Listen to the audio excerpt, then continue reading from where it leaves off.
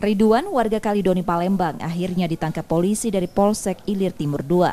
Tersangka ditangkap usai sebelumnya buron setelah melakukan penipuan yang korbannya teman pada 2017 lalu. Peristiwa itu berawal saat tersangka menjanjikan hendak memberi korban pekerjaan dan mengajak korban untuk memeriksa ke lokasi kantor yang berada di Jalan MP Mangkunegara, Perumahan Hilltop Residen Kelurahan 8 Ilir. Setelah sampai di lokasi, tersangka meminjam sepeda motor korban dengan alasan untuk menemui kepala kantor itu, namun tersangka tidak kembali lagi. Modusnya pura-pura itu tadi, orang yang mau bekerja dengan dia, nemuinya di Hilton yang di MP Mangkunegara, ya orang yang ada di situ, dianya nemui bos, sampai kapanpun orang di situ, ya nggak muncul lagi.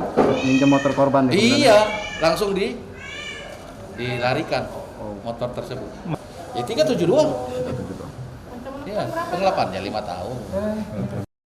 Kini tersangka ditahan di tahanan Polsek Ilir Timur II Palembang dan terancam hukuman di atas 5 tahun penjara.